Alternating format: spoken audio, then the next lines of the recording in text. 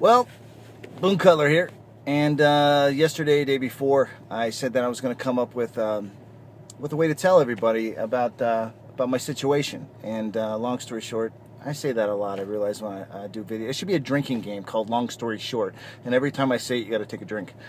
But long story short, drink. Okay, here we go. I'm kind of stalling here because I'm embarrassed, to be honest with you.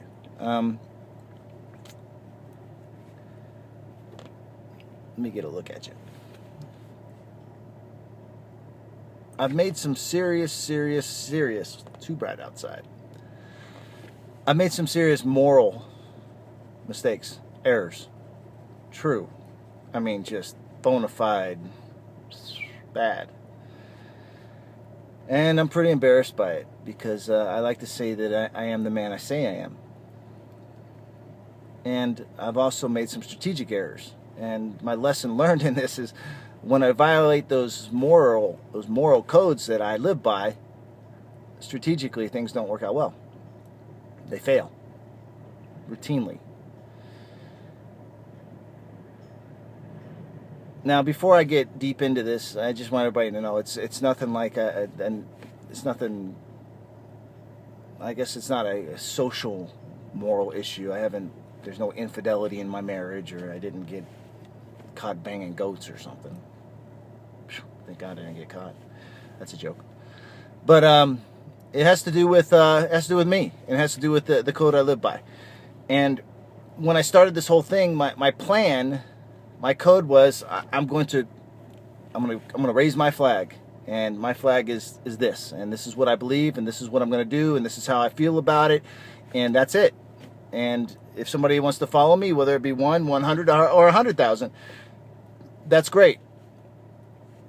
But if it's just me, that's great too. Got no problem going it alone. And then somewhere along the lines, I got a little bit of popularity. And I started thinking I needed to make friends with people and build alliances that were not really true alliances. They just weren't. Now, I didn't get any bad contract stuff or anything like that. It's just I started losing focus. And what started this whole thing was really my time at Walter Reed Army Medical Center as a patient during the neglect scandal and the true neglect that I felt there and went through there, and all the pain that goes along with that. It made me angry, and I was more than fucking angry. I mean, I hated every civilian on the planet just for their inattention, for, maybe they give a little bit cheerleading every now and then, but that was about it. There really wasn't going to be, they weren't going to jump on board. They weren't going to understand our plight as war fighters when it comes to neglect. We fight these wars for people. Everybody benefits, but we're the only ones paying the price. And quite honestly, to all of our elected officials, we don't need another free fishing license. We don't need another vanity plate for the vehicle. That's nice, but what we really need is true leadership and someone to stand in our corner. If there's an issue between our group and another group, we need people not afraid to stick up for our group. And that's what I stood out to do. That was what I set out to do, was to give a voice to those who did not have a voice.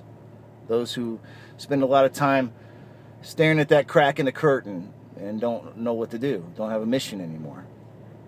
Lost sight of a battle buddy. So I made a lot of changes, over the last couple of years. We changed the syndicate. We changed the show, moved it to another station so it gets syndicated. And lo and behold, the first day in the studio, I got a new engineer and things aren't working well. And instead of Boone being there, Sergeant Cutler showed up and got pretty angry, got pretty frustrated. And the engineer never showed up again. Truth be told, Sean Patrick saved the show by coming in and willing to work the board and co-host with me. So thanks, Sean, for that. I couldn't have done it without him. I don't know how to do that technical stuff. I turn on the mic and do my thing. Hollywood, Hollywood came knocking and went out there, and things worked pretty good, but people, they don't get the situation, They want the entertainment value, and then, they're in a room with me for more than 10 minutes, and they realize this isn't entertainment. This is my life. This is our life. These are lives at stake. And, it's not long before it looks like a fist fight. That's not everybody out there, but that's been a few people. Politicians, man, I have been so stroked by these folks. I mean, I don't know why I tried to make friends with them. I have no idea why I ever tried that, because it failed.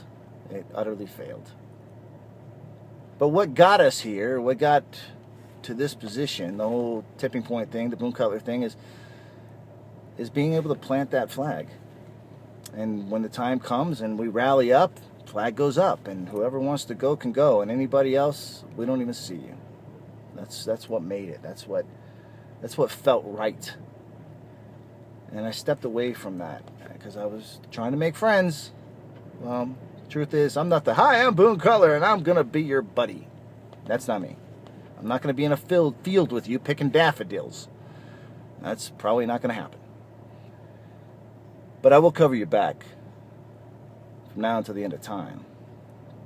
So I got to get centered. And for the guys coming up, we have a new generation, new gen in our community since 2010. It comes on about every year, about every 10 to 12 months. And right now we've got, fourth, fifth gen guys who are coming up, and they are good. I mean, they're good. And I respect that. I respect the hell out of that. And I hope they're giving respect to the first gen guys who are pushing these things since before there was a term called warfighter community. Back when everybody was still just a vet. We're vets. No, we're not. We're the warfighter community. Respect that. It's more than just being a vet. To me, a vet sounds like a has-been. We're not a has-been. We still got shit to do. And we got to take care of our own. We got to take care of our people. So for the guys that are coming up, whatever works, do that. Because my whole goal and the way this whole thing is going to work, the way it's going to pan out, is that social capital, we turn that to political influence. That's the way it works. Social capital turns to political influence. And I really tried to put a lot together with the warfighter rights movement. I thought that was really going to fly. I thought, we could set up these brigades and battalions and all this other stuff, and it was going to go. Well, it's been a struggle. And the reason it's been a struggle, quite honestly, is because there were a lot of sniveling, whining malcontents that got involved in it, and were all about, what about me? And it was, honestly, it was sickening. So I learned a couple things over the last couple of years. One, every civilian is not a bad person. I mean, I've met some fantastic civilians that really put their heart and soul into things. And I was wrong. I was morally wrong for casting a shadow on them. That's the truth. I'm holding to it. And I was also morally wrong for thinking that every single warfighter was going to stand tall and live by the ethos. That didn't happen. That hurt. I mean, that busted my ass right there. That almost broke me. I didn't know it was like that. It was a surprise to me. And it's the truth. And the truth is, there's folks out there that say, Boone, when are we going to march on D.C. and when are we going to do this? Okay, really? You want to march on D.C.? Here's the truth. Here's the no shit truth. Commitment is few and far between. I mean, true commitment is few and far between. And that is our problem. That is our problem. Because most of you think it's cool, make a meme, throw it up on Facebook, but you're really not going to show up. You're really not going to come there with a head-cracking, skull-busting attitude that says, I want this done. You're really not going to do that. You're just going to say you are. That's the truth. And that was a hard, hard lesson to learn. Now, I'm not saying we got to go out there and bust skulls, but you got to have that kind of, you got to have that. You gotta have that fight still in you. And if it's as far as being gangster on Facebook, it ain't gonna happen. It's just not gonna happen. So I want to say a big thanks to all the guys out there that are continuing to build the social capital. If you're out there making t-shirts, thank you. Big plus. That will build social capital. If you're out there doing warfighter music, thank you. That builds social capital. If you're out there doing podcasts and blog talk shows, wherever, you're out there spinning that message, warfighter unity, thank you. That will build social capital. All of it does. If you're leading warfighters and keeping them together and doing something in the public eye that is positive, none of this more poor me bullshit. Tired of that. Tired of people using us as pawns for pity. Keep their pity without promise. Don't need it, don't want it. Thank you for doing that, guys. Everybody out there that's doing it. And those who are supporting warfighter-owned entities, those that are supporting warfighter pages on social media, those who run those pages, thank you. That's social capital. That shows numbers. We need numbers. Now, here's what I've learned. Though that there's not a lot of skull crushers out there, there are people that vote. There's a lot of warfighters that vote. They vote, they vote, they vote, they vote, and they will vote if they're told how to vote, and they know what to vote for. And we got a bill on the floor and a candidate that's going to do kind of our bidding. That's what they'll do. So we need to capitalize that in mass numbers. Massive numbers. We've got to keep getting the word out. We must coalesce. And there's people out there that we cannot coalesce with. I am here to tell you, I have tried. It is a failure. They want to make money. They want to, which is fine. Nothing wrong with making money. But they just have different goals. And they want to structure things to make it look pretty. And sometimes it's not pretty. It is what it is. Let's tell the truth. So I've made some mistakes by trying to coalesce with people I shouldn't have coalesced with. I know that I'm winning when I'm fighting. And I lose every time I capitulate. Every time. Every damn time. So for those guys coming up, that's it, man. Do what you do because you believe in it, and do what you believe. Don't sell out. Because when you do, you feel like an asshole and you didn't accomplish anything. Not a damn thing. I'm willing to work with anybody. I want to do that. We need to do that. And then judge everybody by their own merits, by the content of their character. That's what we got to do. And that's what I'm going to do. So it's been some hard lessons. Real hard lessons. And for those out you there, still hitting the bottle, you got to put that down too. It ain't going to work that way. I had to put it down myself. It was really screwing me up. So I just had some come to Jesus moments with dealing with things. I might have a drink, but I'm not, like I was back in the day, and just ain't doing it. Got to stay focused. So learn from this, those that are coming up. Learn from this. And for me, I hope I never forget it, because it's been a painful, painful lesson. Now, I could keep it to myself and learn and grow and kumbaya, but only I would learn from it. So I'm here to eat some humble pie and bare my soul. I fucked up. I fucked up.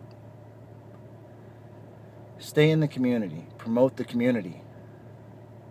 Put your ethos before your ego. And realize that the people that want to coalesce with you, it might be to use you. Don't let them use you. Stay on track. Plant your flag, and when it's time and you've rallied up the troops, you lift that motherfucker high and you get moving. And if you're the only guy there, if you're the only person carrying that flag, but you're on a mission, don't stop, don't stop, don't stop, don't stop, don't deviate, don't stop. If you're fighting, you're winning. I was brokenhearted one day. I called Carl Monger, a good buddy of mine. I said, Carl, man, I'm not pulling this together, bro. I'm just not pulling this together. And he said, Boone, there will be constant corrections. Remember that, folks. There will be constant corrections. That's a pretty good piece of information right there. So that's what I got. That's what I've learned. It's been a hard road. I mean, we don't need to go into that, but let's just take the lessons learned and drive the fuck on all the way. Make it happen.